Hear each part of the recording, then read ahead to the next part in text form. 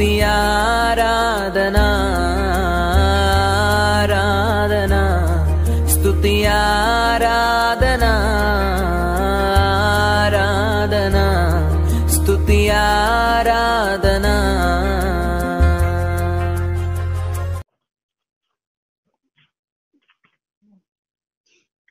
Mobile స్తుతి ఆరాధనకు ఉదయకాల సమయంలో ఎక్కిపిస్తున్న ప్రతి కుటుంబానికి కూడా యేసుక్రీస్తు నామములో వందనాలండి.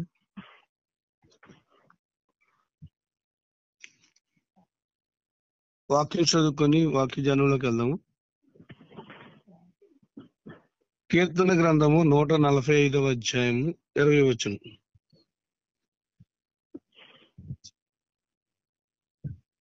కీర్తన గ్రంథం 145:20 వచనం.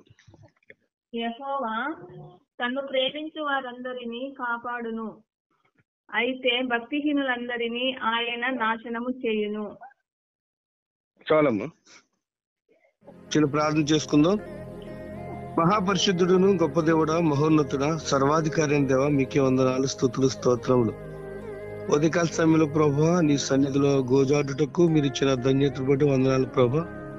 మమ్మల్ని ఎంతగానో ప్రేమిస్తూ ఈ యొక్క సమయాన్ని మాకు ఇచ్చిన దేవా, నీకే వందనాలు, స్తుతులు, స్తోత్రం.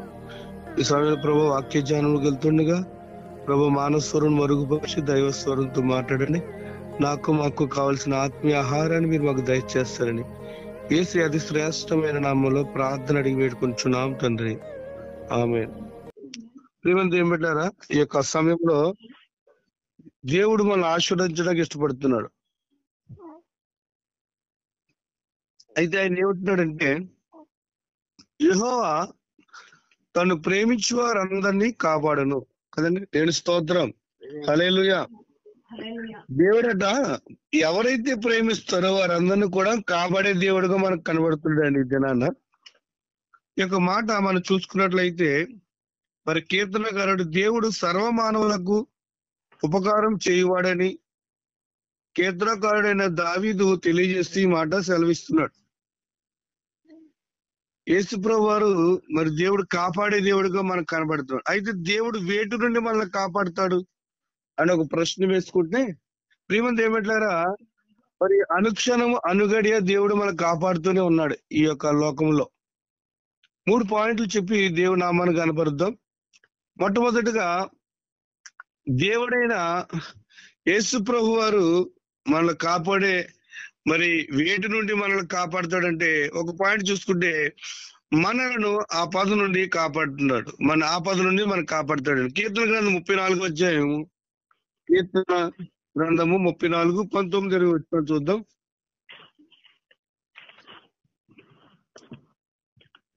నీతిమంతునికి అనేకములు, వాటన్నిటిలో నుండి యెహోవా వానిని విడిపించును.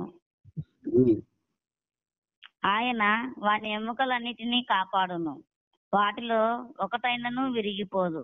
ఆమేన్. చాలా దేని స్తోత్రం, హల్లెలూయా. ఇక్కడ మనం చూసుకున్నట్లయితే ప్రియమైన దేని పెట్టారా, మరి దేవుడు మన చెప్తున్న నీతిమంతుడికి కలుగు ఆపదలు అనేకములు. దేని స్తోత్రం, హల్లెలూయా. అయితే నీతిమంతులు ఎవరండి? ఈ లోకంలో నీతిమంతుడు లేడని వాక్యం సెలవిస్తుంది. ఏ ఒక్కడు కూడా మరి నీతిమంతుడిగా ఎంచబడలేదు. అయితే అందరూ కూడా పాపం చేసి దేవుడు అనుగ్రహించి మహిమను పొందలేని స్థితిలో ఉంటుంటే దేవుడు అంటున్నాడు మనల్ని నీతిమంతులకు కలుగు ఆపదలు అనేకములని చెప్పి వాక్యం సెలవిస్తుంది. ఇక్కడైతే ఎవరు నీతిమంతుడు? దేవుడు ఒక్కడే నీతిమంతుడని ప్రపంచం ఒప్పుకుంటుంది. దేవుడు పరిశుద్ధుడని ప్రపంచం ఒప్పుకుంటుంది. దేవుడు ఏ పాపము చేయలేదని ప్రపంచం ఒప్పుకుంటుంది. అయితే దేవుడు అంటున్నాడు నీతిమంతులకు కలుగు ఆపదలు అనేకములు. దేవుని స్తోత్రం, హల్లెలూయా. అయితే నీతిమంతులుగా దేవుడు ఎంత గొప్ప దేవుడు అంటే, నాలో పాపం ఉన్నదని ఎవరైనా నిరూపించగలరని సవాలు చేసిన ఏకైక దేవుడు ఎవరండి? యేసు ప్రభువు వారు చెప్తున్న మాట అండి.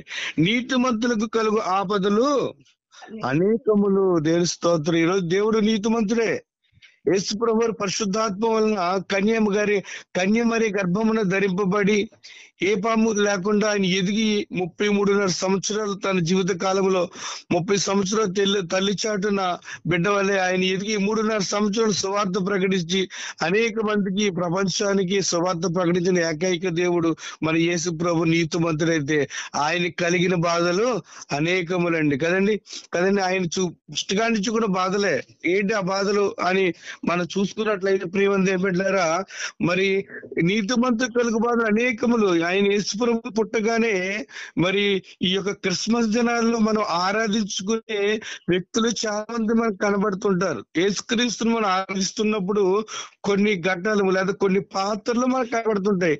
ఏంటి అంటే గొల్లలు కనబడుతున్నారు, జ్ఞానులు కనబడుతున్నారు, హేరోదు రాజు కనబడుతున్నాడు, మరియమ్మ కనబడుతుంది, యోసేపు కనబడుతున్నారు. ఇలా కొంతమంది జ్ఞాపకం చేసుకుంటాం. అయితే అందులో మరి ఈ యొక్క జ్ఞానులు, తూర్పు దేశ జ్ఞానులు మరి ఆ నక్షత్రమును చూసి మరి పరిశుద్ధుడైన దేవుడు లేకపోతే రాజుల్లో పుడతారని వాళ్ళు ఎక్కడికి వచ్చారటండి? హేరోదు రాజు దగ్గరికి వచ్చారు. దేని స్తోత్రం. హల్లెలూయా. హేరోదు రాజు దగ్గరికి వస్తే మరి ఇక్కడ మాట అడుగుతారు కదా, మరి దేవుడిగా పుట్టిన వ్యక్తి ఎక్కడ ఉన్నారని అడిగినప్పుడు మరి ఈ యొక్క హేరోదు రాజు కలవరపడుతూ ఏం చేస్తాడేంటండి, ఆ జ్ఞానులు చెప్తారు మీరు వెళ్ళి మొక్కండి, నేను కూడా వచ్చి ఫాలో అవుతానని చెప్పి అంటాడు. అయితే ఇక్కడ ఎందుకు ఈ మాట చెప్తానంటే, హేరోదు రాజు యొక్క ఆలోచన ఎలా ఉందంటే, నేను తప్ప వేరొక రాజు లేడు, నేనే రాజును, నాకంటే గొప్ప రాజు అని తన అహంభాన్ని లేదంటే ప్రదర్శించినప్పుడు ఏమంటాడు తెలుసా? ఎవరక్కడ వారిని వెంటనే ఆజ్ఞాపించాడని చెప్పి 2 సంవత్సరముల లోపు ఉన్న పిల్లల్ని హతము చేయమని చెప్తాడండి. నేను స్తోత్రం. హల్లెలూయా. అంటే ఎవరైతే పసిబాలు ఎవరైతే అంటే నేను ఎందుకు వచ్చి మాట చెప్తానో, నీతిమంతులు కలిగి ఆపదలు దేవుడు నీతిమంతులే స్టార్టింగ్ నుంచి కూడా ఆపదంటూ మరి కలిగినట్లుగా ఇక్కడ మనము చూస్తున్నాం. 2 సంవత్సరాల లోపు ఉన్న పిల్లలందరినీ కూడా హతం చేయమన్నప్పుడు మరి యోసేపు మరి ఐగుప్తు దేశానికి వారిని తీసుకెళ్ళినట్టుగా మనకు కనబడుతుంది.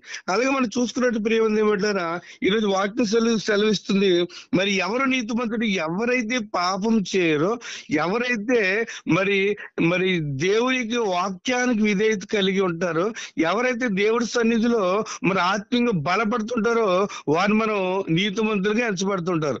అయితే నీతిమంతులుగా ఎంచబడ్డగల కారణం ఏంటంటే నీతిమంతుని యొక్క రక్తంలో మనం కడగబడ్డాం కాబట్టి, నీతిమంతుని యొక్క మరి ఆ యొక్క నమ్మి విశ్వాసం ద్వారా బాప్తిజం పొంది రక్షణ పొందాం కాబట్టి ఈ రోజు మనం కూడా నీతిమంతులుగా ఎంచబడ్డాం. దేవుని స్తోత్రం.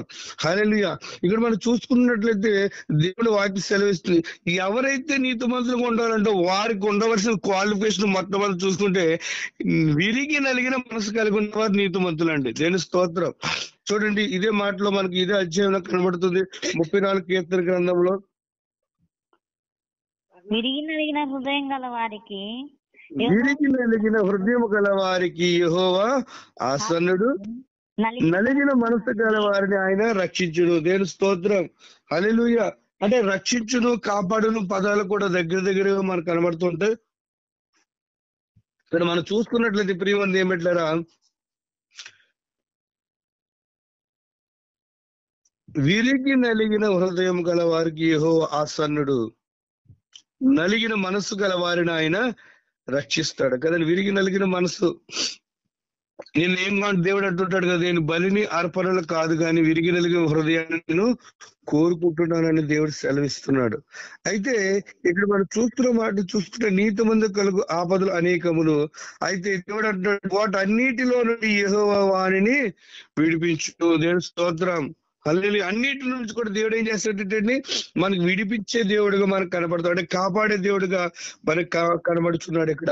అయితే ఆయన వారి ఎముకలన్నిటినీ కాపాడును, వాటిలో ఒక్కటైనను విరిగిపోదు. దేవుని స్తోత్రం. హల్లెలూయా. అయితే దేవుడు అంటున్నాడన్నమాట, ఎవరైతే నీతిమంతులుగా ఉంటారో, ఇప్పుడు చూడండి, ఉదాహరణ చెప్పాలంటే ఎవరైనా చనిపోయినప్పుడు కానీ స్మారక కూడా జరుగుతున్నప్పుడు కానీ మనం అందరం కూడా ఒక పదము రాస్తాం. ఏంటా పదము అంటే, నీతిమంతుడు జ్ఞాపకం చేసుకునుట ఆశీర్వాదకరం. దేవుని స్తోత్రం.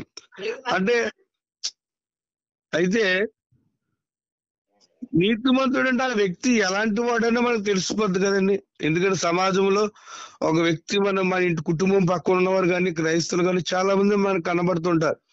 వారి యొక్క వ్యసనాలకు వెళ్ళిపోతూ మరి దేవుడి యొక్క సన్నిధిలో ఆశ్రయించకుండా కొన్ని విషయాలు మనం గమనించినట్లయితే మరి నమ్మి బాప్తిసం పొందిన వ్యక్తి అతని పాత జీవితాన్ని మనమైతే జ్ఞాపకం చేసుకుంటామేమో గాని దేవుడు పాత జీవితాన్ని ఎప్పుడు కూడా జ్ఞాపకం చేసుకోడు. దేవుని స్తోత్రం, హల్లెలూయా.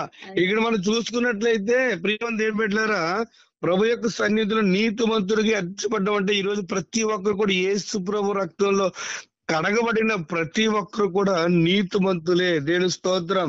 అందుకే కదా మన స్మారక కూటం కానీ చనిపోయినప్పుడు వెళ్ళినప్పుడు ఆయన ఒక వాక్యం రాస్తారు, నీతిమంతులు జ్ఞాపకం చేసుకున్నట ఎంతో ఆశీర్వాదకరం అని. అయితే ఎలా నీతిమంతులు అయ్యామండి అంటే యేసు ప్రభు రక్తంలో మనం కడగబడ్డాం కాబట్టి మన నీతిమంతులుగా ఎంచబడ్డాం. అయితే ఇలాంటి నీతిమంతులకి అంటే దేవుని యొక్క నమ్మిన బిడ్డలకి మరి అంటున్నాడు కదా, ఎవరైతే నీతిమంతులకి ఎంచబడతారో వారిని దేవుడు ఏ విధంగా అంటాడండి, ఆపదలన్నింటిలో అనేక ఆపదలు వస్తాయి, అయితే వాటన్నింటిని కూడా తప్పించే దేవుడు మన దేవుడు గొప్ప దేవుడు. దేవుడి స్తోత్రం, హల్లెలూయా. అంటే చూడండి, దేవుడు వాకి సెలవిస్తుంది, మరి నన్ను ఆశ్రయించిన వారికి శ్రమలు వస్తాయి, నన్ను వెంబడించిన వారికి నిందలు వస్తాయి అని దేవుడి వాక్యం సెలవిస్తుంది. అయితే ఈ రోజు మనం ఒక ప్రశ్న వేయచ్చు, అదేంటండి మేము నీతిగా బ్రతుకుతున్నాం, మేము నిష్ఠగా ఉంటున్నాం, కానీ శ్రమలన్నీ మాకే వస్తున్నాయి అని అనుకునే మనుషులు కూడా ఈ దినాన లేకపోలేదండి. ఎందుకంటే అన్యులు చూసినప్పుడు వారి యొక్క భోగభాగ్యాలతో మరి సమృద్ధిగా ఉంటున్నప్పుడు, గర్భఫలాలతో సమృద్ధిగా ఉంటున్నప్పుడు, మరి వారికి సంతానంతో సమృద్ధిగా ఉన్నప్పుడు, లేకపోతే అనేకమైన ఆశీర్వాదాలతో అలా అవుతున్నప్పుడు వారిని మనం చూసినప్పుడు వీళ్ళ జీవితాలే బాగున్నాయని మనం అనుకుంటూ ఉంటాం. కానీ ప్రియమంది ఏమిటారా, మరి వారితో మనం పోల్చుకున్నట్లయితే దేవుడు ఒక వాక్యం సెలవిస్తుంది, మరి కీర్తన గ్రంథంలో ఆసాపు భక్తుడు కూడా ఇలాగా అనుకుంటాడు, నీతిమంతుడిగా ఉండటం వ్యర్థము, నీతిమంతుడిగా ఉండడము నా యొక్క నిష్ఠ లేకపోతే నా యొక్క ప్రార్థన జీవితం కాపాడుకోవడము మరి వ్యర్థమే, మరి ఇతరులే నయ్యం అని చెక్క ఉన్నారని మరి ఆయన ఎంతో బాధపడుతున్నప్పుడు దేవుడు దర్శనంలో చూపిస్తాడు. అటువంటి వారు లేకపోతే భక్తిహీనులు లేకపోతే దేవుడు నమ్మని వారు ఎలాంటి పరిస్థితిలో ఉంటారంటే కాలు జారే ప్రాంతంలో వారు ఉన్నట్లుగా కనబడుతుంది. దేవుని స్తోత్రం, హల్లెలూయా. ఇక్కడ మనం చూసుకున్నట్లే ప్రియమైన నీతిమంతుడికి అనేక ఆపదలు వస్తాయి. అయితే ఆపదలు అన్నిటిలో నుంచి కూడా దేవుడు ఏం చేస్తాడటండి, తప్పిస్తాడు. దేవుని స్తోత్రం. ఈ రోజు ప్రార్థనలు ఎదుగుతున్న వాళ్ళకి ఎక్కువ శ్రమలు వస్తాయండి. ఎందుకంటే నా దగ్గరకు వస్తే శ్రమలు రావని దేవుడు చెప్పలేదండి. ఎందుకంటే నా దగ్గరికి వస్తే మీరు అనేకమైన శ్రమలు ఇబ్బందులు పడతారు అని దేవుడు వాక్యం సెలవిస్తుంది. అయితే దేవుడు వేటి నుండి మనకు కాపాడుతాడంటే మనల్ని ఆపదల నుండి మనల్ని కాపాడుతాడు కదండి. ఎన్నో ఆపదలు చూడండి, మనం ప్రయాణం చేస్తున్నప్పుడు ఆపద, లేకపోతే ఏదో పని చేస్తున్నప్పుడు ఆపద అని ఎన్నోసార్లు మనము అనుకుంటుంటాం. అయితే ఆపదలన్నింటి దేవుడు మనం రక్షించే దేవుడుగా మనకి కనబడుతున్నాడు. అయితే చూసుకున్నట్లయితే మరి దేవుడు ఎవరిని రక్షిస్తాడు, అది ఎవరిని కాపాడుతాడు ప్రశ్న వేసుకుంటే చూడండి, ఇదే 34వ అధ్యాయంలో మనకు మాట కనబడుతుంది. 34వ అధ్యాయము 7వ వచనం, భయభక్తులు గల వారి చుట్టూ ఆయన దూత కావలి ఉండి వారిని రక్షించును. ఆమేన్. చాలండి. ఇక్కడ మనం చూసుకున్నట్లయితే మరి ఈ యొక్క లోకంలో ఎవరైతే యెహోవా యందు భయభక్తులు గల వారి చుట్టూ దేవుడు వాక్యం సెలవిస్తుంది, ఆ యెహోవా యందు భయభక్తులు గల వారి చుట్టూ ఆయన దూత కావలి ఉండి వారిని రక్షించును. దేవుని స్తోత్రం. అయితే ఎవరిని రక్షిస్తారని అంటే ఎవరైతే భయము ప్లస్ భక్తి, ఈ రోజుల్లో భక్తి ఉంటే భయం లేదండి, భయం ఉంటే భక్తి లేదండి. కానీ దేవుడు అంటున్నాడు, మరి ఎవరైతే భయభక్తులు గల వారు ఉంటారో వారి కుటుంబాలకు దేవుడి యొక్క కంచె ఎప్పుడు వేసే ఉంటుంది. దేవుని స్తోత్రం. ఎవరైతే దేవుని యందు భయభక్తులు కలిగి ఉంటారో వారి చుట్టూ దేవుని యొక్క ఆత్మ కొమ్మరింపబడి ఉంటుంది. అందుకని అంటున్నాడు కదా, మరి భయభక్తులు అనేది ఈ లోకంలో ఒక మనిషికి 2 కళ్ళు లాంటివండి, ఒక పక్షికి 2 రెక్కలు లాంటివి. ఎందుకంటే ఒక రెక్కతో సమృద్ధిగా ఎగరలేము, ఒక కన్నుతో సమృద్ధిగా చూడలేము. భయపడలేము. అంటే మరి భయపడితే బాగుంటుందా, భక్తి కలిగి బాగుంటుందా అని ఎవరిని అడిగితే మరి 2 కళ్ళు ఏ కన్ను అంటే బాగుంటుందో మనం అడిగితే మనం ఏం చెప్తామండి? మాకు 2 కళ్ళు ఉంటేనే బాగుంటది అన్నాం కదా. అలాగే దేవుని యొక్క సన్నిధిలో కూడా దేవుని యొక్క ఆరాధిస్తున్న వారు కానీ దేవుడి వాక్యాన్ని విని బలపడుతున్న వారికి ఉండవలసిన లక్షణం ఏంటంటే భయము ప్లస్ భక్తి. ఈ రోజుల్లో భక్తి ఉంటుంది కానీ భయం ఉండదండి. నోటికి వచ్చినట్టు మాట్లాడేస్తుంటారు, లేనిపోటీ సాధించి చెప్తుంటారు. లేదా దేవుని యొక్క సన్నిధిలో మరి అయిష్టమైన కూడా పదాలు వాడుతుంటారు కానీ పేరుకి మాత్రం భక్తిగానే ఉంటుంటాం. కొంతమందికి భక్తి ఉంటది, భయం ఉండదు. కొంతమంది భయం ఉంటది, భక్తి ఉండదు కదండి. ఏంటి ఆ భయం అంటే మరి ఎక్కువగా మనం ఆలోచన చేస్తే దేవుని యందు భయం ఉంటేనే చాలా ఆశీర్వాదం అండి. ఎందుకంటే ఒక వ్యక్తికి మనం భయపడుతున్నప్పుడు మన జీవితం బాగుంటుంది. అలాగే దేవుడికి మనం భయపడాలండి. అందుకే దేవుడి వాక్యం సెలవిస్తుంది కదా, యెహోవా యందు గల భయం ఇంపైన సువాసన గల దేవుడి వాక్యము సెలవిస్తుంది. మనం దేవుడికి భయపడాలండి. ఎప్పుడైతే మనం భయపడతామో దేవుడి యొక్క సన్నిధిలో ఎప్పుడైతే భయం కలిగి భక్తి కలిగి మనం ఆరాధిస్తామో అట్టి వారి చుట్టూ దేవుని యొక్క కంచి ఎప్పుడు ఎల్లవేళ సమృద్ధిగా ఉంటుందండి. ఉదాహరణ మనం చూసుకున్నట్లయితే మరి ఎవరు యెహోవా యందు భయభక్తులు గల వారి చుట్టూ ఆయన దూత కావలి ఉండి వారిని రక్షించును. అంటే వారి యొక్క దూత మనకి ఎవరుంటారంటండి? దేవుని యొక్క దూత మనకు కావాలో ఉండి మనల్ని రక్షిస్తుంది. దేవుని స్తోత్రం. మరి ఈ విషయాన్ని చూసుకున్నట్లయితే మరి షడ్రక్ మెషక్ అబేద్నెగో మరి అగ్నిగుండంలో పడవేయబడినప్పుడు మరి మరి దానియేలు గ్రంథం 3వ అధ్యాయం 17వ వచనం చూద్దాం. దానియేలు గ్రంథం 3వ అధ్యాయం 17వ వచనం.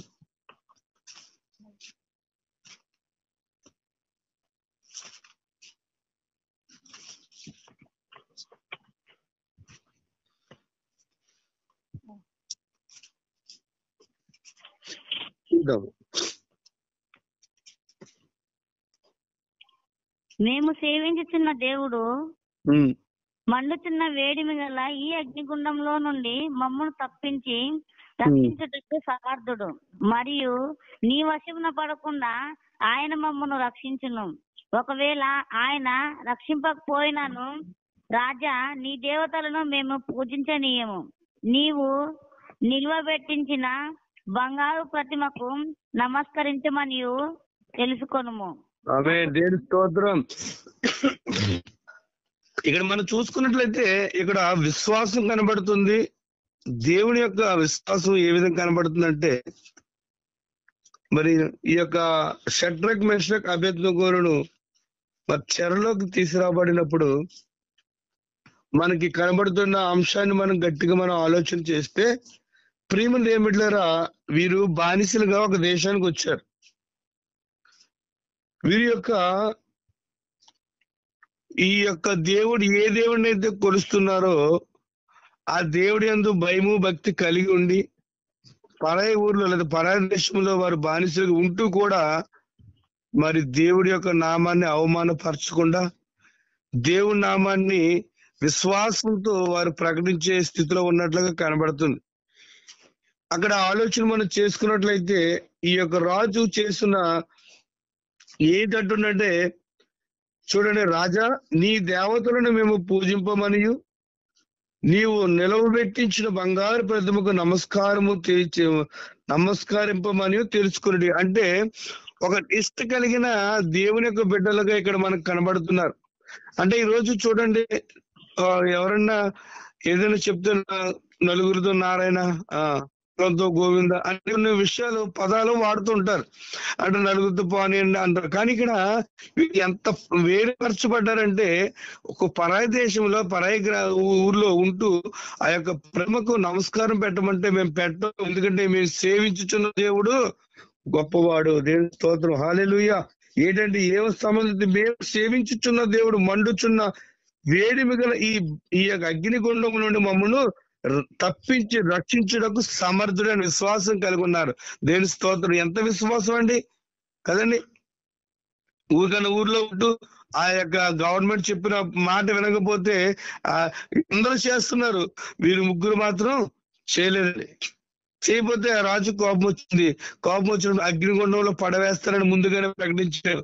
అయితే ఒక అవకాశం ఇచ్చినప్పుడు మీరు సేవించట్లేదు కదా మొక్కండి అన్నప్పుడు అప్పుడు చెప్తున్నారు అన్నమాట, రాజా మేము సేవించము, మా దేవుడు సమర్థుడు, మమ్మల్ని రక్షించడానికి అర్హుడు, మమ్మల్ని కాపాడుతాడని విశ్వాసంతో చూడండి ఎంత చక్కగా వారు విశ్వాసంతో చెప్పగలుగుతున్నారు. ప్రియమైన దేవుని బిడ్డలారా, ఇక్కడ మనం ఆలోచన చేస్తే ఆ యొక్క రాజుకి, నెబుకద్నెజర్ రాజుకి కోపం వచ్చి అగ్నిని 7 అంతులుగా మామూలుగా నార్మల్ గా ఉన్న అగ్ని కన్నా 7 అంతులుగా అగ్ని మండించి వారిని వేసినట్లు కనబడుతుంది. అయితే ప్రియమైన దేవుని బిడ్డలారా, దేవుడు వారి ఆపదలో నుండి వారిని కాపాడాడు. దేవుని స్తోత్రం. చూడండి, నీతిమంతునికి కలుగు ఆపదలు అనేకములు. అంటే ఎప్పుడైతే దేవుడిని అంగీకరించో నీతిమంతుడికి ఎంచబడ్డాడు. నీతిమంతుడికి ఎంచబడిన తర్వాత లోకాశ కానీ లోక మర్యాదలు కానీ లేదా పాత జీవితాన్ని కానీ వారు జ్ఞాపకం చేసుకోకుండా దేవుడిపై ఆధారపడి మరణమైనను నాకు సంతోషమే అని వారు ఎప్పుడైతే తీర్మానం తీసుకొని దేవుడి మాటకు లోబడి వారితో చెప్పినమాట, మా దేవుడు సజీవుడు, ఆయన సమర్థుడు, మమ్మల్ని రక్షించకపోయినను దేవా నీ యొక్క దేవతలకు మేము నమస్కరించము, పూజించమని చెప్పారు. అయితే ఎంత నమ్మకంగా ఉన్న నమ్మకాన్ని దేవుడు ఏం చేశాడండి? కాపాడాడా లేదా? మరి షడ్రక్ మెషక్ అబేద్నెగోను అగ్నిగుండంలో వేసినప్పుడు రాజు చూస్తున్నప్పుడు ఎంతమంది ముగ్గురు వేస్తే 9 కనబడుతున్నారు. దేవుని స్తోత్రం, హల్లెలూయా. ఆ యొక్క చూడండి, మరి ఆ యొక్క మాట మనం చూసుకున్నట్లయితే ఈ యొక్క రాజాజ్ఞం వల్ల తీవ్రమైనందున అగ్నిగుండం మిక్కిలి వేడిమి గలదై మరి షడ్రక్ మెషక్ అబేద్నెగో విసిరివేసిరి. ఆ మనుషులు అగ్ని జ్వాలల చేత కాల్చబడి ఎవరైతే మరి యొక్క అగ్నిగుండంలో తొయ్యటానికి ఎవరైతే సిద్ధపడ్డారో వారు భటులు కావచ్చు, వారి యొక్క బలాఢ్యులు కావచ్చు, వాళ్లే ముందుగా వెళ్ళి కాలిపోయారండి. దేవుని స్తోత్రం. ఎంత గొప్ప దేవుడు అంటే, మరి విశ్వాసంతో నీతిమంతులకు కలిగి వారు దేవుని ఆశ్రయించారు కాబట్టి వారికి మరణం అనేది రాలేదు. ఎవరైతే అగ్నిగుండంలో తోసివేశారో వారు మాత్రమే వెళ్ళి చనిపోయారు. దేవుని స్తోత్రం, హల్లెలూయా. ఇక్కడ మనం చూసుకున్నట్లు ప్రియమైన దేవుని బిడ్డలారా, వారికున్న విశ్వాసాన్ని మనం గమనించినట్లయితే మరి బయటకు చూడండి, దానియేలు గ్రంథం 3వ అధ్యాయము 25వ వచనం. అందుకు రాజు, నేను 9 మనుషులను బంధకములు లేక అగ్నిలో సంచరించుట చూచుచున్నాను. దేవుని స్తోత్రం. ఇక్కడ ఎంతమందిని వేశారండి?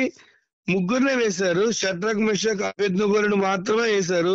కానీ ఇక్కడ 4వ చూడండి, 9 మనుషులు బంధకములు లేక వేసిందే బంధకంలోని, వేసిందే శ్రమల గుండంలోని, అది చాలా ఫ్రీగా ఉన్నట్లుగా ఈ రాజు కనబడుతుందంట. బంధకము లేక అగ్నిలో సంచరించుట చూచుచున్నాను, వారికి హాని ఏమీ కలుగలేదు. దేవుని స్తోత్రం, హల్లెలూయా. ఈ రాజు చూడండి, అసలు అగ్ని వేసిన వాళ్ళు ఎవరు కనబడతారండి? అంత భయంకరమైన 7 అంతల అగ్ని మండించి తోసిన వ్యక్తులే చనిపోయారు.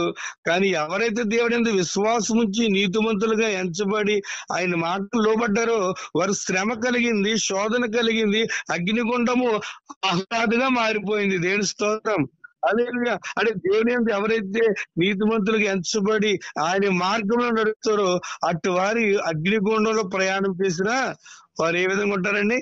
ఆహ్లాదకరంగా ఉంటారు. అందుకే ఇక్కడ మనకి ఏం కనబడుతుందంటే చూడండి, వారికి ఏ హాని కలగలేదు. 4వ వాని రూపము దేవదూతల రూపమును పోలినదని వారికి ప్రత్యుత్తరం ఇచ్చాను. దేని స్తోత్రం, హల్లెలూయా. చూడండి, అందుకే కదా అంటున్నాడు కదా, యెహోవా యందు భయభక్తులు గల వారి చుట్టూ వారి యొక్క దేవదూత కావలి ఉండి వారిని ఏం చేస్తుందండి? రక్షిస్తుంది. ఈ రోజు మనం దేవుడి యందు భయభక్తులు కలిగి ఉన్నాం అనుకోండి, అదే శ్రమలు కూడా వెళ్తున్నామేమో, ఆయన దేవుడు మనం రక్షించడానికి ఆయన సమర్థుడు. ఎందుకంటే ఆయన గొప్ప దేవుడు, ఆయన పాపం లేని దేవుడు, ఆయన మనం రక్షించడానికి. అందుకని ఇశ్రాయేలును కాపాడువాడు కునుకడు నిద్రపోడు కదండి. ఇశ్రాయేలు కాపాడు కునుకడు నిద్రపోడు. నిజంగా ఆయన ఒక క్షణం కన్ను మూస్తే ప్రపంచం ఏమైపోను. ప్రియమైన దేవులారా, అందుకే దేవుడిని ఆశ్రయించిన వారికి శోధనలో కూడా వెళ్ళినా ఆపదలో కూడా ప్రయాణం సాగిన మరి దేవుడు ఆయన విడిపించే దేవుడిగా మనకి కనబడుతున్నాడు. దేవుని స్తోత్రం. హల్లెలూయా. అంటే మనం చూసుకున్నట్లయితే కాపాడే దేవుడు మరి దేవుడు వేటి నుండి మనల్ని కాపాడుతాడంటే మొట్టమొదటి పాయింట్, మనలను ఆపదల నుండి కాపాడుతాడు. దేవుని స్తోత్రం. రెండోదిగా మనం చూసుకున్నట్లయితే ప్రియమంది ఏమిట, మరి మనలను అపాయం నుండి కాపాడు. కీర్తన గ్రంథం 121 కీర్తనలు 121 ఏ అపాయము రాకుండా యెహోవా నిన్ను కాపాడును, ఆయన నీ ప్రాణమును కాపాడును. ఆమేన్. స్తోత్రం. హల్లెలూయా. 121 మనం చూసుకున్నట్లయితే ఏ అపాయమును రాకుండా యెహోవా నిన్ను కాపాడును. దేవుని స్తోత్రం. అంటే చూడండి, ఈ యొక్క అధ్యాయాన్ని మనం గమనించట్లయితే ప్రియమంది ఏమిట్లారా, మరి ఈ కీర్తన గ్రంథం 121 ప్రతి ఒక్కరు కూడా కంఠస్థ పెట్టవలసిన అధ్యాయం అండి. మనం ప్రయాణం చేస్తున్నప్పుడు, మనం బయటికి వెళ్తున్నప్పుడు, మనం ఇంటి నుండి బయటకు వెళ్ళి తిరిగి వచ్చేంత వరకు దేవుడి యొక్క కాపుదల ఏ విధంగా ఉండబోతుందో ఈ యొక్క వచనాల్లో మనకి కనబడుతుంది. 121 మనం చూసుకున్నట్లయితే దేవుడి మీద ఆధారపడినట్లుగా, దేవుడిని ఆశ్రయించినట్లుగా, ఎప్పుడైతే ఆయన ఆశ్రయిస్తామో ఆయన ఏ విధంగా మనం తప్పిస్తాడో ఈ యొక్క మాటలు మనం చూసుకున్నట్లయితే, మరి ఎవరైనా సరే మనం ఒక ప్రయాణం సాగిస్తున్నప్పుడు మరి మనం చూడాలి, కొండల తట్టు నాకు కన్నులు ఎత్తుచున్నాను, నాకు సహాయం ఎక్కడ నుండి వచ్చును, యెహోవా వలనే నాకు సహాయం కలడు. విశ్వాసంతో మనం ప్రార్థించుకుంటూ వెళ్తుంటే, ఎందుకు ఆయనకి యెహోవా వల్ల మనకు సహాయం ఎందుకు కలుగుతుందంటే, ఆయన భూమి ఆకాశములను కలుగు చేసిన వాడు, మరి ఆయన సృజించిన వాడుగా కనబడుతున్నాడు. ఆయన పాదము తొట్టెళ్ళనీయుడు, మరి నిన్ను కాపాడేవాడు కునుకడు నిద్రపోడు. దేవుని స్తోత్రం. ఈరోజు మనం మనస్ఫూర్తిగా పడుకుంటున్నాము లేదా నిద్రించి లెగుస్తున్నామంటే దేవుడు కాపుదల మనం మర్చిపోకూడదండి. దేవుని స్తోత్రం. హల్లెలూయా. అందుకే నిన్ను కాపాడేవాడు కునుకడు నిద్రపోడు. ప్రియమంది ఏమిట్లారా, అందుకే అన్నాడు కదా, మరి దేవుడు ఏమన్నాడంటే, దేవుడు అనేక మందిని కాపాడుతూ వచ్చాడు. ఇజ్రాయెల్ ప్రజలు ఐగుప్తు దేశంలో బానిసలుగా ఉన్నప్పుడు, మరి చాకిరి పనులు చేస్తున్నప్పుడు, భయంకరమైన మరి ఇటుక పనులు చేస్తున్నప్పుడు, ఆ అట్టి పనులు చేస్తున్నప్పుడు దేవుడికి మొరపెట్టినప్పుడు దేవుడు వారి ప్రార్థన ఆలకించి వారి ఐగుప్తు దేశము నుండి మరి కానాను దేశమునకు ప్రయాణం చేయడానికి 40 సంవత్సరముల అరణ్య మార్గంలో వారిని నడిపించినప్పుడు మరి ఏ విధంగా కాపాడాడో మనకు తెలుసు. అయితే మరి 40 సంవత్సరాల ప్రయాణంలో మరి ఇశ్రాయేలు ఏనాడు వంట వండుకోలేదు, ఇశ్రాయేలు ప్రజలు ఏనాడు బట్టలు దుక్కోలేదు, ఇశ్రాయేలు ప్రజలు ఇలాంటి కొత్త చెప్పులు కూడా వేసుకోలేదు. వారిని అలా కాపాడుతూనే దేవుడు ఉన్నాడు. దేవుని స్తోత్రం.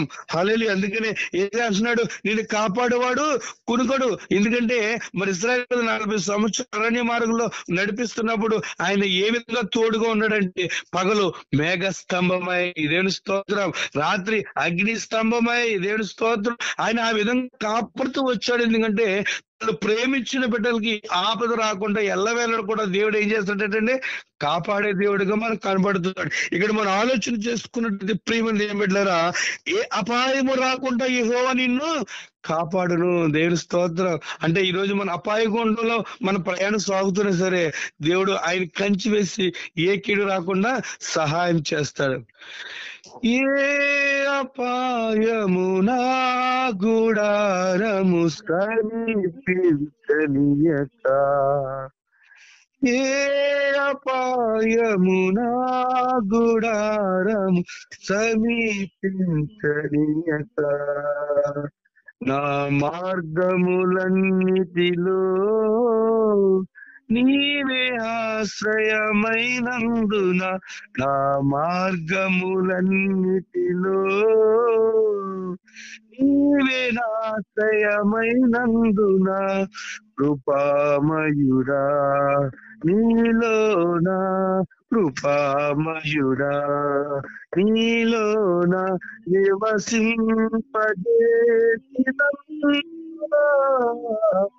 ఇదిగో నా స్తుతుల సింహాసనం కృపామయుడా. దేవుని స్తోత్రం. ఏ అపాయము రాకుండా దేవుడు మనకు కాపాడుతాడండి. మరి చాలా మంది గృహాల దగ్గర ఈ వాక్యం పెట్టుకుని ఏ అపాయము నా గుడారమును సమీపించదని వాక్యం సెలవిస్తుంది. అయితే దేవుడు ఎక్కడి నుంచి మనల్ని కాపాడుతాడంటే అపాయం నుండి మనల్ని కాపాడుతాడు. దేవుని స్తోత్రం. అపాయాలు ఎన్నో మనల్ని వెంటాడుతున్నాయేమో, అపాయాలు ఎన్నో మనల్ని మరి మరి ఇబ్బందులకు గురి చేస్తున్నాయేమో. అయితే దేవుడి యందు విశ్వాసం ఉంచి మరి ఎప్పుడైతే మనం ప్రార్థన చేసుకుంటామో మరి దేవుడు కాపాడే దేవుడిగా మనకి కనబడుతుంది. 121:7 మనకు కనబడుతుంది కదా, ఏ అపాయమును రాకుండా యెహోవా నిన్ను కాపాడును, ఆయన ప్రాణమును కాపాడును. దేవుని స్తోత్రం. ఆయన ప్రాణమును కాపాడే దేవుడు అండి. ఎందుకంటే ఆయన పరిశుద్ధుడు. మనం కూడా పరిశుద్ధంగా ఉండాలని ఆశ కలిగి ఉంటాడు దేవుడు. అది ఈ లోకంలో మరి యేసుక్రీస్తు లోకాన్ని మనల్ని విడిపించడానికి వచ్చాడు, బంధకాలను విడిపించడానికి. ఆయన మనను మరి రక్షించడానికి ఈ లోకానికి వచ్చినట్లుగా మనకి కనబడుతుంది కదండి. లోక పాపములు మోసుకుని దేవుని గొర్రె పిల్లగా ఆయన ఈ లోకానికి వచ్చి మనల్ని రక్షించడానికి యేసు ఈ లోకానికి వచ్చి ఉన్నాడండి. దేవుని స్తోత్రం. హల్లెలూయా. ప్రియమైన దేవుని బిడ్డలారా, మరి యొక్క దేవుని యొక్క సన్నిధిలో మనం చూసుకున్నట్లయితే చూడండి, మనలను అపవాది నుండి కూడా దేవుడు కాపాడుతాడు, అపవాది నుండి కాపాడుతాడట. దానియేలు గ్రంథం 10:10 లేదా 6:22 చూద్దాం. దానియేలు గ్రంథం 10:18 చూద్దాం ఒకసారి. అతడు మరలా నన్ను ముట్టి నన్ను బలపరిచి, నీవు బహుప్రియుడవు, భయపడకుము, నీకు శుభమవును గాక, ధైర్యం తెచ్చుకోమని నాతో చెప్పాను. అతడు నాతో ఇట్లనగా, నేను ధైర్యం తెచ్చుకొని నీవు నన్ను ధైర్యపరిచితివి గనుక నా ఏలిన వాడవైన నీవు ఆజ్ఞ ఇమ్మని చెప్పి తిని. చాలండి. ఇక్కడ మనం చూసుకున్నట్లు ప్రియమైన ఏమిటారా, ఇదంతా ఒక దర్శన గ్రంథం కింద మనకు కనబడుతుంది.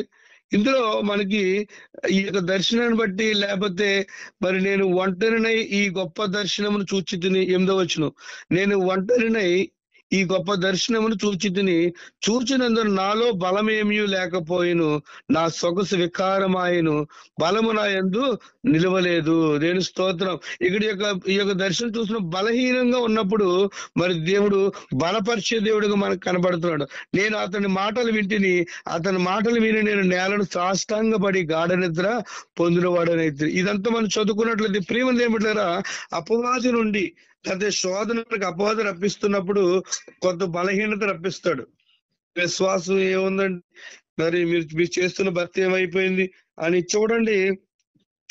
అపవాది ఏ విధంగా మనకి జ్ఞాపకం చేస్తాడంటే, నువ్వు దేవుణ్ణి నమ్ముకుంటున్నావు కదా, నువ్వు సన్నిధికి వెళ్తున్నావు కదా, భక్తి చేస్తున్నావు కదా, నీకెందుకు ఈ కీడొచ్చింది, నీకెందుకు ఈ ఆపద వచ్చింది అని మనని కొంత బలహీనపరుస్తాడు. అపవాదం చేసే పని ఏంటంటే మనల్ని బలహీనపరిచేస్తాడు. మనల్ని అపవాదు నుండి దేవుడు కాపాడుతాడు.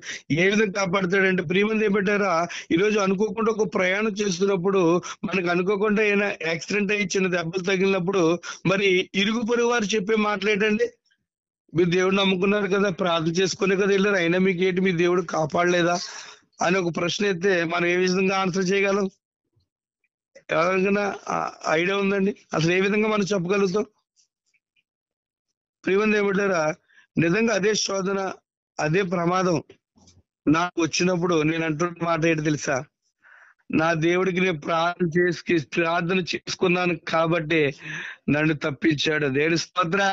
నేను ఇంకా ప్రాణంతో మిగిలి ఉన్నానంటే దేవుడు నా కృప అని మన దేవుని స్తుతించే వారుగా, లేకపోతే అది ఎల్లవేళలా అది కష్టమైనను, కరువైనను, బాధైనను, వేదనైనను, శత్రువైనను, అపవాదైనను, ఉగ్రతైనను కూడా ప్రతి విషయంలో కూడా దేవుడు స్తుతించినప్పుడు దేవుడి నామాన్ని ఎప్పుడైతే మనం గణపరిచేవారంగా ఉంటామో దేవుడు మన కాచి కాపాడతాడు. దేవుని స్తోత్రం. హల్లెలూయా. ఎన్నో ప్రమాదాలు కాపాడేది అపవాది మన శోధిస్తుంది మాట. ఇది కూడా ప్రార్థనే చేసుకుని వెళ్ళు, ఆయన దేవునికి ఆయన గాయాన్ని మిగిల్చాడు, లేకపోతే నీకు జరగవలసిన కీడు పెద్దదే అని మనకి ఎన్నో విధాలుగా చెప్తున్నప్పుడు అప్పుడు మన ఆన్సర్ ఎలా ఉందంటే, నిజంగా నేను దేవుడిని ప్రార్థన చేసుకుని వెళ్ళాను కాబట్టే ఈ రోజు నేను సజీవుగా మిగిలి ఉన్నాను. దేని స్తోత్రం.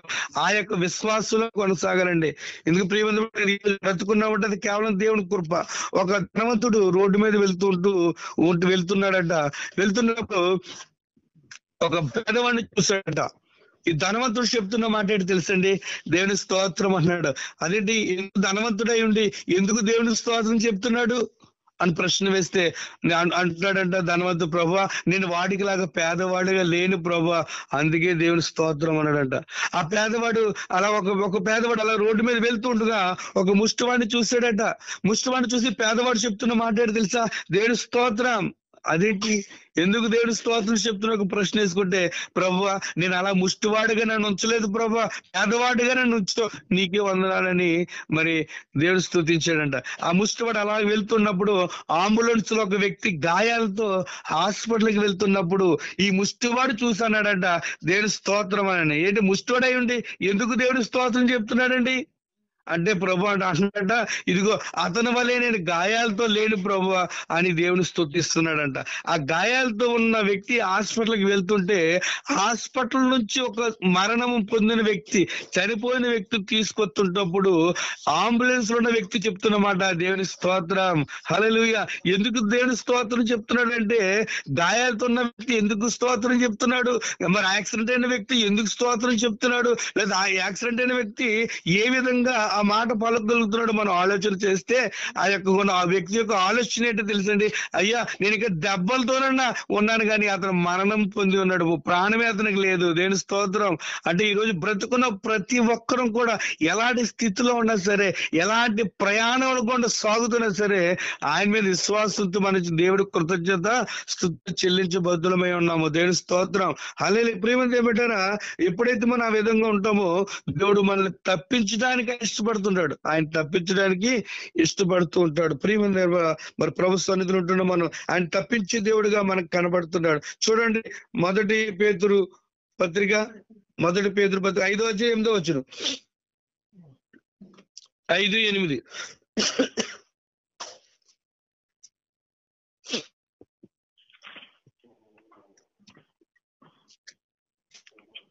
నిబ్బరమైన బుద్ధి గలవారై మెలకుగా ఉండుడి. మీ విరోధి అయిన అపవాది గర్జించే సింహం వలె ఎవరిని మిగులునా అని వెతుకుతూ తిరుగుతున్నాడు. అపవాది ఏం చేస్తున్నాడండి? గర్జించు సింహము వలె ఎలా తింటారు? వెతుకుతున్నాడంట. చూడండి, అందుకే అంటాడు కదా, దేవుని నమ్మిన వారు ఏ విధంగా ఉండాలంటే, వారు అపవాది నుండి మనం తప్పించే దేవుడి విశ్వాసంతో, ఆయన మనం తప్పిస్తున్న విశ్వాసంతో మనము ఉండాలి. అందుకే ఇక్కడ ఈ మాట చెప్తున్నాడు ఏంటంటే, నిబ్బరమైన బుద్ధి గలవారై. ఈరోజు నిబ్బరమైన బుద్ధి చాలా మందికి తక్కువ అండి. అంటే దేవుని యొక్క సన్నిధిలో ఎదుగుతున్నప్పుడు నిబ్బరమైన బుద్ధి గలవారిగా ఉండాలంట. ఆ నిబ్బరమైన బుద్ధి గలవారు ఎలా ఉండాలంటే మెలకుగా ఉండేది. దేవుని స్తోత్రం. మెలకుగా ఉండంటే శోధన వస్తుందని దేవుడు ముందే చెప్పాడు కదండి. యేసు ప్రభువు గెత్సెమనే తోటలో మరి మరణానికి ముందు రోజు అనగా నియమ గురువారం రోజుని మరి ఆయన మరణానికి వెళ్తున్నప్పుడు ప్రార్థన చేస్తాడు. ఒంటరిగా మోకాళ్ళు ఉండి ప్రార్థన చేస్తున్నప్పుడు తన శిష్యులతో చెప్తాడు, ఇదిగో నేను కొంత దూరం వెళ్ళి ప్రార్థన చేస్తాను, మీరు నా కొరకు ప్రార్థన చేయండి, ప్రార్థనలో ఉండండి అని చెప్పి అన్నప్పుడు వారు ప్రార్థన చేయలేక వారి కళ్ళు నిద్రలోకి వెళ్ళిపోతాయండి, మత్తుగా అయిపోతారు. యేసు ప్రభువు వచ్చి మీరు ప్రార్థన చేయట్లేదు అడిగినప్పుడు వారు మత్తులో ఉన్నప్పుడు మళ్ళీ 2సారి 3సారి ఆ విధంగానే అవుతారు. అయితే దేవుడు చెప్తున్నమాట ఏంటంటే, మీరు శోధనలో ప్రవేశించకుండానట్లు మెలకు కలిగి ప్రార్థన చేసేయండి. నేను స్తోత్రం. అంటే శోధనలోనికి ప్రవేశించకుండానట్లు అనగా శోధన వస్తుందని ఇక్కడ మనకి కరెక్ట్గా తెలుస్తుందండి. అదే క్రైస్తవులైన వారికి, విశ్వాసులైన వారికి, నీతిమంతులకు ఎంచబడిన వారికి మరి ఆపదలు ఏ విధంగా శోధన రూపంలో వస్తాయట. ఆ శోధన దేవుడైనా మీరు శోధనలో ప్రవేశించకుండానట్లు మెలకు కలిగి ప్రార్థన చేయాలండి. ఎవరైతే నిబ్బరమైన బుద్ధి కలిగి ఉంటారో వారు మెలకు కలిగి ప్రార్థన చేసేవారుగా కనబడుతుంది. అయితే ఇక్కడ మనం చూస్తే ప్రియమైన బిడ్డలారా, నిబ్బరమైన బుద్ధి గలవారే మెలకుగా ఉండుడి, మీ విరోధి అయిన అపవాది గర్జించు సింహము వలె ఎవరు మిరింగుదునా అని వెతుకుతూ తిరుగుతున్నాడు. దేని స్తోత్రం, హల్లెలూయా. ఇక్కడ ఏంది, మనకి అపవాది ఎప్పుడు కూడా మన చుట్టూనే ఉంటదండి. మన చుట్టూనే అపవాది కూడా ఉంటది. మన క్రియలను బట్టి మనం ప్రార్థన చేయవద్దు, మన యొక్క పాపాలను బట్టి మనం ప్రార్థన చేయనివ్వదు, మన యొక్క మరి కుళ్ళు కుతంత్రత లేకపోతే అసూయ ద్వేషము ఎవరైతే కలిగి ఉంటారో వారు ప్రార్థన చేయడానికి సాతాను యాక్సెప్ట్ చేయడండి. నిజమే ప్రియమంది ఏమిటారా, ఈ రోజు ఒక నింద వేసి నువ్వు ఇంటికి వచ్చి ప్రార్థించే, లేదా ఒక వ్యక్తి గొడవ పెట్టుకుని ఇంటికి వచ్చి ప్రార్థించే, లేకపోతే సమాజంలో లేదా మనశ్శాంతి లేకుండా సంఘం ఏదన్నా మరి గడిబిడి చేసి ఇంటికి వచ్చి ప్రార్థించే, సాతాను చేయనివ్వడండి. ఎందుకంటే మరి సాతాను క్రైస్తవుడిపై సాతాను సవాలు ఇస్తున్నాడు. ఏ విధంగా ప్రార్థన ఆపాలి, ఏ విధంగా వీళ్ళు మందిరంకి వెళ్లకుండా ఆపాలి, ఏ విధంగా రక్షణ పొందుకోకుండా ఆపాలి, ఏ విధంగా అయినా సరే వీరు బాప్తిసం పొందుకోకూడదు, వీరు పరలోక రాజ్యాన్ని స్వతంత్రించుకోకూడదని సాతాను మనం అడ్డగిస్తుందండి. అంటే సాతానుగా మనకు అడ్డగిస్తుందంటే సాతాను ఆలోచనలు కలిగి ఉన్నప్పుడు అప్పుడు మాత్రమే మనం అడ్డగించగలం తప్ప దేవుడి వాక్యం మనలో ఉంటుంది, అడ్డగించడానికి అవకాశమే లేదండి. అందుకే నిబ్బరమైన బుద్ధి కలిగి మెలకుండి ప్రార్థన చేయండి. అపవాది గర్జించే సింహంలో ఎవరు మృంగుదునా అని ఎదురు చూస్తుందట. ప్రియమందిరా, మరి క్రైస్తవులను మనము దేవుడిని నమ్ముకుంటున్నాం, మనము మరి ఒక్కోసారి ఈ యొక్క సాతాను ఒక సమావేశం వేసుకునేటండి, సాతాన్ని సమావేశుకునేట. అందులో ప్రధానమైన సాతాను అంటుందంట, అంటే ఈ క్రైస్తవులు మరి ముఖ్యంగా ఎలా వారు అడుగుతున్నప్పుడు ఆ యొక్క సాతాను యొక్క దూత మాట తెలుసా, మరి గురువా మరి వారు శోధనతోనూ బాధలతోనూ రోగాలతోనూ జబ్బులతో సతమతం అవుతున్నారు ప్రభు అని చెప్తున్నప్పుడు సాతాను ఎంత ఆనందపడతాడో తెలుసండి, చాలా ఆనందపడతాడంట. చాలా ఆనందపడి మరి అంటున్నాడరే వీళ్ళు ఈ క్రైస్తవులు 3 విషయాలు దేవుడి ప్రార్థన చేయకుండా, మరి దేవుడి సన్నిధికి వెళ్లకుండా, లేకపోతే రక్షణ పొందుకోకుండా, బాప్తిసం తీసుకోకుండా ఎలాగైనా సరే వాళ్ళని ఆపాలని సాతాను యొక్క దూతలన్నీ కూడా ప్రణాళిక కలిగి ఉంటాయండి. అయితే ఏడైతే దేవుడి యొక్క సన్నిధిలో మనం మరి ఫలించే స్థితికి మనం వచ్చినప్పుడు మన పాత జీవితాన్ని జ్ఞాపకం చేసే అపవాది ఈరోజు మోకరించి ప్రార్థన చేస్తున్నా, నీ యొక్క తలంపులో ఆలోచన చేస్తే అంతకన్నా ముందు జరిగే సిచ్యువేషన్ జ్ఞాపకం చేస్తుంది. ఏంటి ఆ సిచ్యువేషన్? ఒక వ్యక్తిని అవమానపరిచావా, ఒక వ్యక్తిని ద్వేషించావా, ఒక వ్యక్తిని నోటి మాటలతో దుర్భాషలతో మరి హేళన చేసావా, లేకపోతే నీ పొరుగు వారిది ఏదైనా ఆశించావా, ఇవన్నీ జ్ఞాపకం చేసుకుంటే నువ్వు ప్రార్థన చేస్తున్నప్పుడు దాతానంటదంట, నువ్వు ప్రార్థన చేస్తున్నావా, నువ్వు చేసే వేషాలు ఎవరికి తెలియదు అనుకుంటున్నావు, నీ ప్రార్థన దేవుడు ఆలకించడు అని ఒక రకమైన అపవాదం ఏం చేస్తుంది అంటే నీ పడగొట్టడానికి ప్రయత్నం చేస్తుంది. దేవుని స్తోత్రం. అయితే పడగొట్టడానికి మనం ఏం చేయాలంటే ప్రభు సన్నిధిలో ఆత్మీయంగా బలపడాలనుకున్నప్పుడు ప్రభు నిజమే నేను ముక్కోపినే, నేను కోపం గలవాడినే, లేకపోతే నేను వ్యర్థుడినే, లేకపోతే నేను మరి పాపినే ప్రభు అని ఎప్పుడైతే పశ్చాత్తాపడి ఒప్పుకుంటామో అప్పుడు సాతాను మన ఎద్దరు వచ్చి పారిపోతాడు, గర్జించి సింహాలు తిరుగుతాడంట. ఈ రోజు నుంచి ప్రార్థన చేసుకోవాలని ఒక తలంపుతో నేను కలిగి ఉన్నాను అనుకోండి, దేవుడికి ఇష్టం లేని ఏ పని అయితే చేశానో ఆ పని మన మదిలో తిరుగుతూనే ఉండి ప్రార్థనకి ఆటంకపరిచేవాడు సాతాను. అందుకని గర్జించి సింహాలే ఎవరిని మిరింగుదనని తిరుగుతున్నాడు. ప్రియమంది ఏమిటారా, మరి ఇక్కడ మనం చూసుకున్నట్లయితే మరి దేవుడు భక్తులను విశ్వాసులను తను ప్రేమించు వారందరినీ ఎందరండి మనం మొట్టమొదటి చదువుకున్నాం కదా, కీర్తన 145:20 మరి ఏముంటుందంటే యెహోవా తను ప్రేమించు వారిని అందరినీ కాపాడతాడు కదండి, కొందరిని కాదండి అందరినీ కాపాడతాడు దేవుడు కదండి. దేవుడు గొప్ప దేవుడు, ఆయన కాపాడే దేవుడు. అందుకనే మన దేవుని యొక్క సన్నిధిలో మనం ఉంటున్నప్పుడు ఆయన కాపాడే దేవుడుగా మనం ఎప్పుడైతే సన్నిధిలో మనం ఉంటామో గొప్ప కార్యాలు మన పట్ల దేవుడు మరి కలిగిస్తూ ఉంటాడు. ఎందుకంటే యెహోవా తను ప్రేమించు వారందరినీ కాపాడును, అయితే భక్తిహీనులు అందరూ కూడా ఆయన నాశనము చేయను. దేవుని స్తోత్రం, హల్లెలూయా. ప్రియమంది ఏమిటారా, ఆయన కాపాడే దేవుడుగా కనబడినాడు. ఈ రోజు మనం ఏ స్థితిలో ఉన్నాం అంటే ప్రార్థన చేసి నీతిమంతుడిగా అంచబడినట్లుగా ఉన్నామా, లేకపోతే ప్రభు సన్నిధిని ఆశ్రయించడం నిష్కారణమైన జీవితం జీవించేసి ప్రభు నన్ను కాపాడంటే అది కరెక్ట్ కాదండి. రోజుకి మరి ఎన్నో ఆలోచన కలిగి ఎన్నో వ్యర్థమైన మాటలు పలుకుతున్నామేమో, దేవుడు మనం ఎప్పుడు కాపాడుతున్నట్టే ఎప్పుడైతే ఆయన పేరు ఆనుకుని ఉంటామో, ఎప్పుడైతే ఆయన ఆశ్రయిస్తామో, ఆయన ఆశ్రయించిన నరుడు ధన్యుడు అంటే ప్రమాదం వచ్చినా సరే ఆయన తప్పించే దేవుడిగా మనకు కనబడుతున్నాడు. ప్రియమంది ఏం పెట్టారా, మరి దేవుని యొక్క సన్నిధిలో మనం ఆలోచన చేసుకున్నట్లయితే ఆయన 3 పాయింట్లు మనం మాట్లాడుకున్నాం. దేవుడు వేటి నుండి మనల్ని కాపాడుతాడంటే మొట్టమొదటిగా మనను ఆపదల నుండి కాపాడును, దేవుని స్తోత్రం.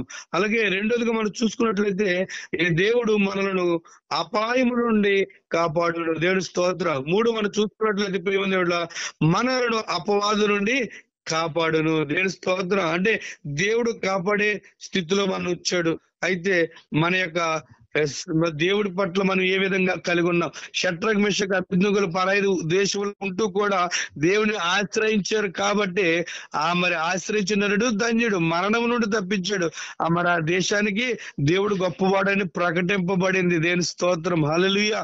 ప్రియమైన మన జీవితం పట్ల మన క్రైస్తవులుగా దేవుడు విశ్వాసులుగా ఉంటూ కూడా మన యొక్క ప్రయాణంలో ఆపద వచ్చినప్పుడు దేవుడు మహిమపరచగలుగుతున్నామా, కష్టం వచ్చినప్పుడు కూడా దేవుడు మహిమపరచగలుగుతున్నామా?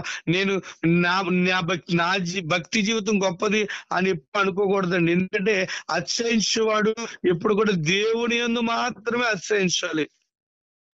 అందుకే బలమును బట్టి కంటే ధనం బట్టి కానీ గుర్రమును బట్టి రౌతులను బట్టి ఆశ్రయించకూడదని. ఎందుకంటే అవి ఉంటాయి పోతాయి, కానీ దేవుడి పట్ల మనం ఆశ్రయిస్తే నిత్యము ఉండే దేవుడు మన బలపరుస్తాడు, దేవుని స్తోత్రం. ప్రియమైన దేవుని ద్వారా మరి యెహోవా ప్రేమించే వారిని అందరినీ కాపాడును, మరి ఇరుకులోంచి కాపాడుతాడు, ఇబ్బందుల నుంచి మరి అపాయం నుండి కాపాడుతాడు. అట్టి దేవుని మనకు కలిగి ఉన్నప్పుడు ఏ కీడు దరిచేరకుండా ప్రభా నువ్వు సహాయం చేయండి మనం ప్రార్థన. ఎందుకంటే దేవుడు అన్నాడు కదా, శోధనలో ప్రవేశించకుండానట్లు మెలకు కలిగి ప్రార్థన చేయండి. ఉదయకాల సమయంలో ఏం పెట్టారా, మొబైల్స్ ఏకీపిస్తున్న ప్రతి ఒక్కరికి కూడా దేవుడు మనతో ఏం మాట్లాడుతున్నట్టే, నేను కాపాడే దేవుడు కునుకోడు నిద్రపోడు. అంటే శోధన మరి జయించాలంటే ప్రార్థన చాలా అవసరము. అందుకే మీరు శోధనలో ప్రవేశించకుండా మెలకు కలిగి ప్రార్థన చేయండి, దేవుని స్తోత్రం. అంటే శోధన రాదు అని దేవుడు చెప్పలేదు.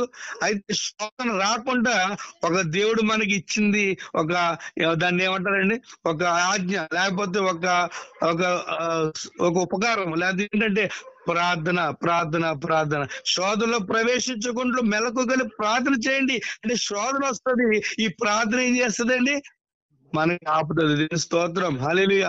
ఉదయకాల సమయంలో అపవాది ఏ విధంగా తిరుగుతుందో తెలుసండి. చాలా మంది బిడ్డలు లేదా క్రైస్తవులు ఉదయాన్నే లెగరు, 7-8 గంటలకి లెగుస్తారు.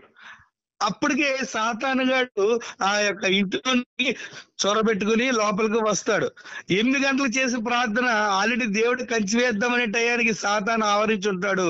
అప్పుడు మన ప్రార్థన ఫలించదు. చిరాకులతోనూ కోపంతోనూ లేదా టెన్షన్స్ తోనూ మన ప్రయాణము సాగుతుంది. ఆ శోధన రాకుండా మనం ఏం చేయాలంట, వేకుజామునే లేకపోతే మరి ఉదయాన్నే మనం లేచి ప్రార్థన చేసుకుంటే ఆ శోధన నుండి, అపవాది తంత్రం నుండి దేవుడు మనల్ని కాపాడే దేవుడిగా మనకు కనబడుతున్నాడు. ఈ రోజు నిన్ను ఎవరు కాపాడరు, నీ బంధువులు కానీ, నీ మిత్రులు కానీ, నీ స్నేహితులు కానీ, నీ భార్య బిడ్డలు ఎవరు నిన్ను కాపాడరు. యెహోవా నిన్ను కాపాడును, నీ ప్రార్థన నిన్ను కాపాడుతుంది. ప్రియమంది ఏమిట్లారా, షడ్రక్ మెషకులు ఎవరు కాపాడలేదు, వాళ్ళకి దేవుడే కాపాడాడు. వారు కలిగిన దేవుడు ప్రార్థించారు, వారు నీతిమంతులకి ఎంచబడ్డారు కాబట్టి దేవుడు వారిని తప్పించాడు. ఈ రోజు నిన్ను నన్ను కూడా తప్పించడానికి దేవుడు సమర్థుడు.